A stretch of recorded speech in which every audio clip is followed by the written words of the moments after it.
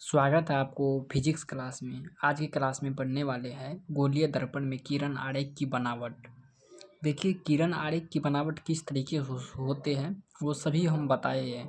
ठीक है, तो आप लोग देखिए फर्स्ट में क्या है, गोलीय दर्पण में प्रधान अक्ष के समांतर चलने वाली प्रकाश की किरण परावर्तन के बाद फोकस से होकर गुजर जाती है। ये परावर्तन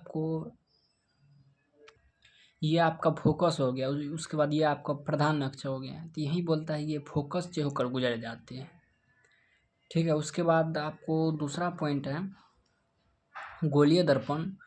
गोलीय दर्पण में फोकस से होकर चलने वाली चलने वाली किरण परावर्तन के बाद प्रधान अक्ष के समांतर हो जाती है।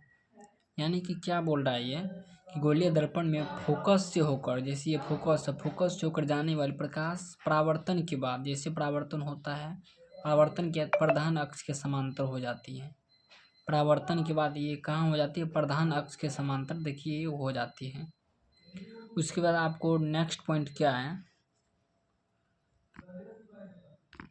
नेक्स्ट पॉइंट है तीसरा पॉइंट आपको है गोलीय दर्पण में गोलीय दर्पण में वक्रता केंद्र से गुजरने वाली प्रकाश की किरण में किसी प्रकार का परिवर्तन नहीं होती। जैसे गोलीय दर्पण वक्रता केंद्र से कोई भी यानी कि गुजरते हैं, प्रकाश की किरण में किसी भी प्रकार का परिवर्तन नहीं होती। जैसे ये गुजरते हैं, ये भी गुजरा किरण आरेख, तो इसमें कोई भी किसी भी प्रकार का परिवर्तन नहीं होता है। ठीक है, नेक्स्ट टॉपिक है बच्चों, गोलीय दर्पण के सामने भिन्न भिन्न दूरी पर रखे वस्तु का प्रतिबिंब ज्ञात करें। देखिए फर्स्ट में है जब प्रकाश जब वस्तु अनंत पे स्थित हो तो उसमें उस स्थिति में क्या होगा। देख लीजिए, इस स्थिति में बना प्रतिबिंब दर्पण के सामने वास्तविक उल्टा तथा वस्तु से अत्यंत छोटा फोकस पर बनता है। देखिए क्या बोल रहा है, इस स्थिति में बना जब अनंत पर बनता है तो क्या होता है, प्रतिबिंब दर्पण के सामने वास्तविक होता है और उल्टा बनता है, वस्तु के अत्यंत छोटा बनता है, फोकस पर बनता है। देखिए फोकस है, इसी पर बनता है, अत्यंत छोटा और वास्तविक उल्टा बनता है। ठीक है, वास्तविक उल्टा और छोटा बनता है, अत्यंत छोटा फोकस पर बनता है। ठीक है, देखिए आपको नेक्स्ट पॉइंट है 2 नंबर में आपको है जब वस्तु अवतल दर्पण के सामने अनंत पर हो, अनंत पे और वक्रता केंद्र के बीच स्थित हो तो क्या होगा।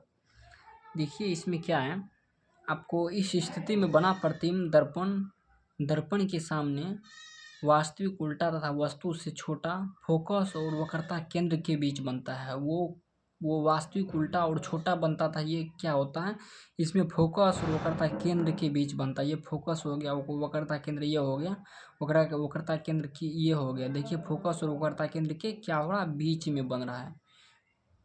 इस स्थिति में बना प्रतिबिंब फोकस और वक्रता केंद्र के बीच बनता है। नेक्स्ट है आपको, देखिए आपको नेक्स्ट क्या है,